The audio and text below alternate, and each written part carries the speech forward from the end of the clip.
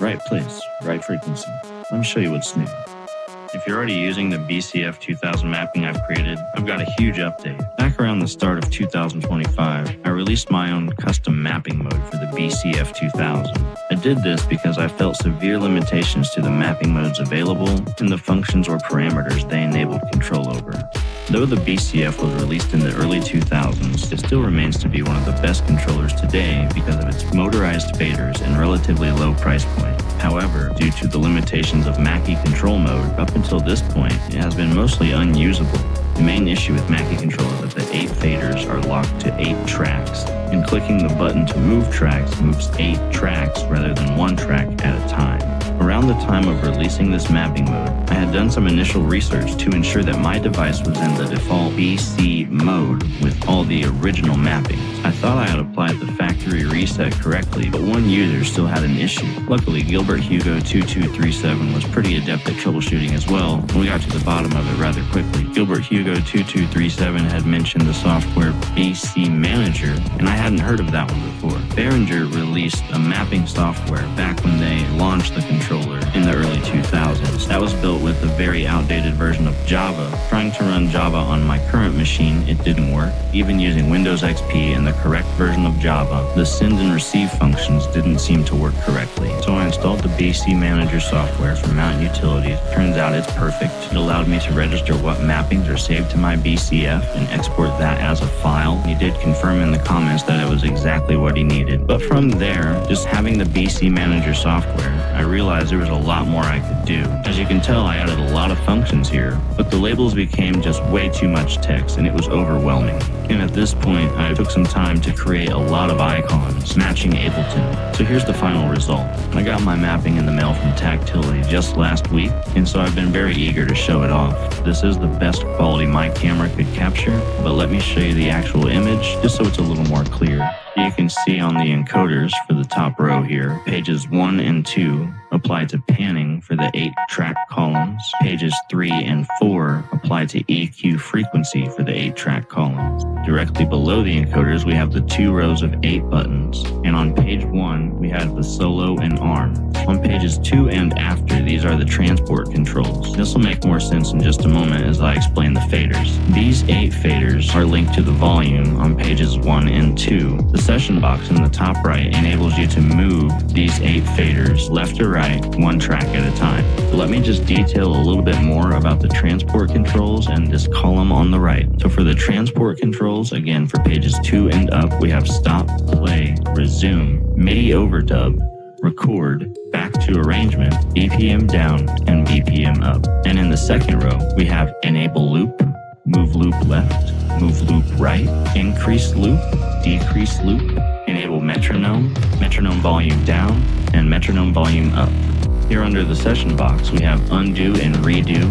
These are primarily included for things like MIDI overdub and record in case you want to write some automation with either the volume or EQ. As you can see on the lower half of the unit, this first box is not reprogrammable. Of course, under this box are our page buttons, the switches between the volume and EQ, as well as mixer-specific controls on page 1 or transport controls on all other pages. Lastly, of course, we have skip and scrub. Having this much hands-on control for all of these things is much more user-friendly. It really produces better results. And if you have someone over, you're trying to show off your toys, to have a button that does the thing rather than a mouse click that does the thing, I really hope it enables so many others to finally get use out of their BCF2000 with Ableton. Now, just a little disclaimer, this is not a sticker. I would recommend a tiny bit of sticky tack on the back or some tape on the sides just to secure it in place. Once you get used to it, you'll probably prefer that it isn't a sticker, just so that you can take it off and put it back on if you ever want to clean or do any repairs. And I will just briefly cover the multiple pieces about the setup. See, the BC Manager software is registering the BCF2000. After that, just hold your mouse over the first button. Under File, you'll see the tooltip Show List of B Controls. And if you click this button, your BCF will open in a new window. In here, just choose File, Import, and then select My Mapping. After that, just head up to MIDI and choose Send All Data. You'll get a pop-up, click Yes. If you get a second pop-up, click Yes on that too. And then at this point, the BCF will start flashing like crazy as it loads all 32 pages of preset information. In Ableton, make sure to set the control surface as CSS BCF2000, and then the input and output. Windows 11 removes support for some of the legacy USB audio devices, so this does produce a few issues, mainly that you cannot update the mapping. However, if you're able to update the mapping using any Windows 10 or older device, you can then use one of these MIDI to USB cables and connect the BCF to Windows 11 just fine. And you will need to make sure that your EQ8 is flat like mine with bell curves on the ends. I've included my EQ8 on the zip file you'll get from my Gumroad page, and once you load that up, if you just right-click it and choose set as default preset, every time you open an EQ8 in the future, it will be like this. Before applying an EQ8, I would recommend getting my Fire EQ sweep from Gumroad as well. And now I can move this low cut knob to allow a little more bass to come through or cut up to a higher range. Then afterwards, come and clean up any additional changes you want with the EQ8. And so that's page 3, but if we click page 4, we now have these resonant or Q amounts. And you can see that the slope gets wider or thinner depending on the movement. And you can adjust the frequencies by sweeping these encoders, or you can just click to turn each band off. Now let me put this sample into arrangement view real quick. Now in here we also have the metronome, and we have buttons to turn the volume of that up or down. We also have buttons to turn the BPM up and down. And so you can see that in the top left, or by that new automation lane on the main. Now again, from the top left, I can hit stop. And this resume button might not come up a whole lot, but if you want to go back to where you just left off, resume. As you can tell, the random sample track is grayed out, and that's because it's playing from session view. And if you're not familiar, basically what this does is turns off the loop from playing in session view. And as you can see here, it's full color now, which means it will play if you start from anywhere in the arrangement. Now that I've showed you all the transport controls, let's go back to page 1.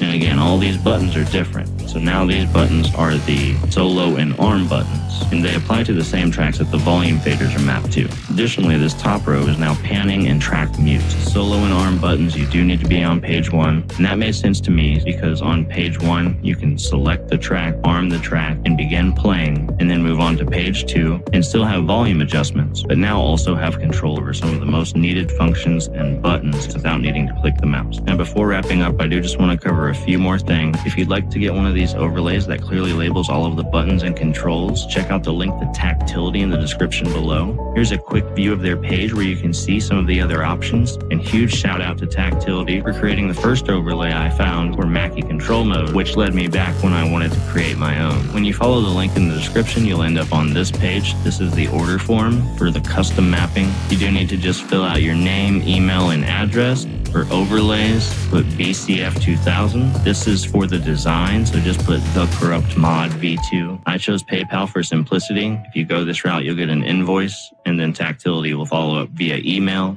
Of course, once you're done, just press send order request. I actually ordered 2 when putting in the last order, so I'm doing a giveaway. If you want an overlay for your BCF2000, all you have to do is subscribe, like the video, and comment here on YouTube. Then rate and comment on the Gumroad page after downloading. Getting that feedback is key to getting this in front of more users, so this route helps us both. Even if you're not entering the giveaway, just hitting like on this video really helps getting this in front of more potential users. But yeah, that's about it. So again, huge shout outs to Gilbert Hugo for helping with all the troubleshooting back and forth and pushing me towards Mountain Utilities BC Manager software. Huge shout outs to BC Manager and Mountain Utilities. That really has bridged the gap since the Behringer mapping software became obsolete. Of course, big thanks to Tactility.com for providing the overlay cutout. It looks better than I could have imagined. The leather looks amazing. The coloration on the buttons. Having these labels really improves the hands-on approach, makes this thing feel so much more useful, and it's just enjoyable. And last but definitely not least, big thanks to Remotify for creating the Control Surface Studio software. That has been a key piece in creating this mapping mode, which I'm now so happy to share with others. Again, the mapping mode is free, so just head over to my Gumroad and follow the included instructions so that you can start to utilize your BCF2000 to its actual potential.